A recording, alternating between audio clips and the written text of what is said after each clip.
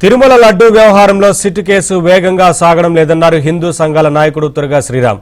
దీనిపై all party committee వేయాలన్నారు. తప్పు చేసిన వారు హిందువులకు క్షమాపణ చెప్పాలని డిమాండ్ చేశారు. ఈ హిందువుల సెంటిమెంట్లు, హిందువుల మనోభావాలు, హిందువుల ఆరోగ్యానికి సంబంధించి, భక్తుల ఆరోగ్యానికి సంబంధించింది, తిరుమల పవిత్రతకు సంబంధించిన విషయం కాబట్టి ఇటు కూటమి కానీ అటు వైసీపీ కానీ ఎవరి వాళ్ళ తప్పు జరిగితే వాళ్ళు హిందూ సమాజానికి క్షమాపణ చెప్పాలి, అలాగే దేవదేవుడికి క్షమాపణ చెప్పాలి.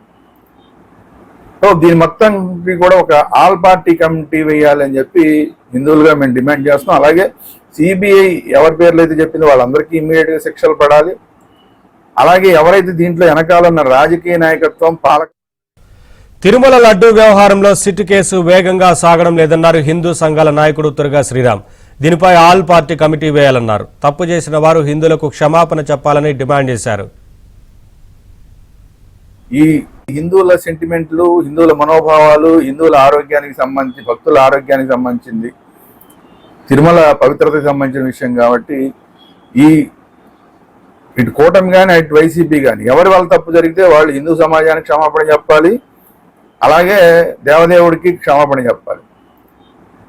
సో దీని మొత్తానికి కూడా ఒక ఆల్ పార్టీ కమిటీ వేయాలని చెప్పి హిందువులుగా మేము డిమాండ్ చేస్తున్నాం. అలాగే సిబిఐ ఎవరి పేర్లు అయితే చెప్పిందో వాళ్ళందరికీ ఇమ్మీడియట్గా శిక్షలు పడాలి. అలాగే ఎవరైతే దీంట్లో వెనకాల ఉన్న రాజకీయ నాయకత్వం